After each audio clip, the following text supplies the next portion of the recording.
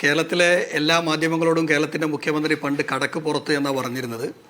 ആ മുഖ്യമന്ത്രി എന്തായാലും ഈ അവസാന സമയത്ത് എന്നെ ഒന്ന് അകത്തേക്ക് കടത്തു മാധ്യമങ്ങളെ എന്ന് പറയുന്നൊരവസ്ഥയിലേക്ക് എത്തിയിട്ടുണ്ട്. അതിന് ഞാൻ നല്ല നമസ്കാരം നേരുകയാണ്. രണ്ടാമത്, കേരളത്തിൻ്റെ മുഖ്യമന്ത്രിയും ഇടതുപക്ഷവും ഈ തെരഞ്ഞെടുപ്പിൽ അവർ സ്വീകരിക്കാൻ പോകുന്ന ചില നയങ്ങളും ചില തന്ത്രവും ഇതുതന്നെയാണ്. എന്തെന്ന് ചോദിച്ചു കഴിഞ്ഞാൽ, കേരളത്തിൽ ന്യൂനപക്ഷ സമുദായങ്ങളുടെ വോട്ട് അവരിൽ നിന്നും അകന്നിട്ടുണ്ട് എന്നുള്ളത് പൂർണ്ണമായും അവർക്ക് ബോധ്യമായിട്ടുണ്ട്.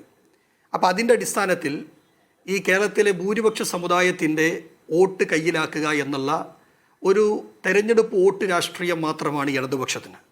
അതിൽ പ്രധാനപ്പെട്ട ഞങ്ങൾ ഇവിടെ വെള്ളാപ്പള്ളി നടേശൻ അദ്ദേഹത്തിൻ്റെ പ്രസ്താവനകളെ അദ്ദേഹം ഏത് കാലത്ത് പ്രസ്താവന ഇതുപോലെ വർഗീയമായ പ്രസ്താവനകൾ പറയുമ്പോൾ അതിന് വ്യക്തമായ മറുപടി കേരളത്തിലെ കോൺഗ്രസും ഐക്യജനാധിപത്യ മുന്നണിയും വിശിഷ്യ പ്രതിപക്ഷ നേതാവ് ഉൾപ്പെടെയുള്ളവർ നൽകിയിട്ടുണ്ട്. ഇവിടെ ഒരൊറ്റ ചോദ്യമേ മാത്രമേ ഉള്ളൂ. ഇവിടെ വെള്ളാപ്പള്ളി നടേശൻ ഒരു ഭാഗത്ത് പറയുന്നു, മറുഭാഗത്ത് AK ബാലൻ അതുപോലത്തെ വർഗീയമായ പരാമർശം നടത്തുന്നു.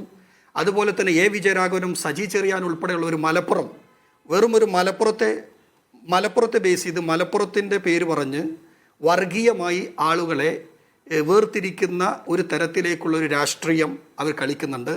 അപകടകരമായ ഒരു സാഹചര്യത്തെയാണ് പറഞ്ഞത്.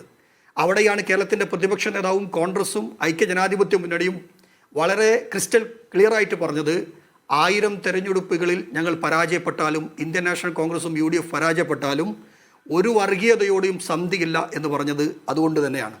ഇവിടെ വെള്ളാപ്പള്ളി നടേശൻ ഈ സംഭവം നടന്നിട്ട് ഒരക്ഷരം അദ്ദേഹത്തിനെതിരെ അദ്ദേഹം പറഞ്ഞ വാക്കുകൾ അതിനെതിരെ ഒരക്ഷരം മിണ്ടാൻ പിണറായി വിജയൻ എന്നല്ല, താഴെത്തട്ടിലൊരു DYFയുടെ ഒരു ചോട്ടാ നേതാവ് പോലും ഒരു പരാമർശം നടത്താൻ എതിരായിട്ടൊരു പരാമർശം നടത്താൻ തയ്യാറായില്ല. എന്നു മാത്രമല്ല, വെള്ളാപ്പള്ളി നടേശ്വരം മലപ്പുറത്തിനെയും മലപ്പുറത്ത് ഇപ്പോൾ നിലനിൽക്കുന്ന സൗഹാർദ്ദ അന്തരീക്ഷത്തെയുമെല്ലാം തകർത്തുകൊണ്ട് സംസാരിക്കുമ്പോൾ പോലും അദ്ദേഹത്തിന് അനുമോദനം സദസ്സ് ഉദ്ഘാടനം ചെയ്യുന്നതും അദ്ദേഹത്തെ അനുമോദിക്കുന്നതും ഇതേ പിണറായി വിജയനാണ്.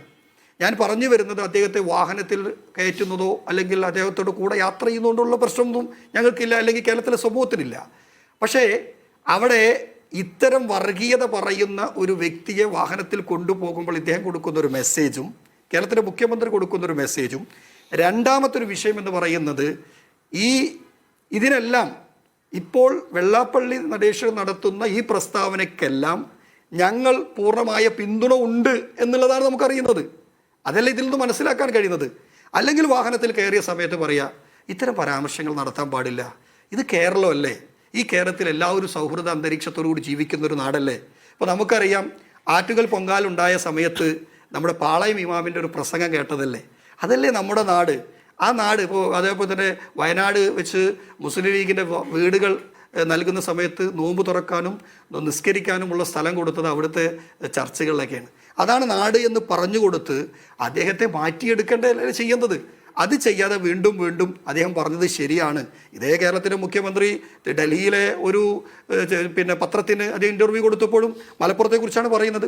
അപ്പോൾ നമുക്ക് എല്ലാവർക്കും മനസ്സിലാകും, കേരളത്തിലെ ഒരു ന്യൂനപക്ഷ സമുദായത്തിൻ്റെ വോട്ടില്ല, അതുകൊണ്ട് ഭൂരിപക്ഷ സമുദായത്തിൻ്റെ വോട്ട് മേടിക്കുക.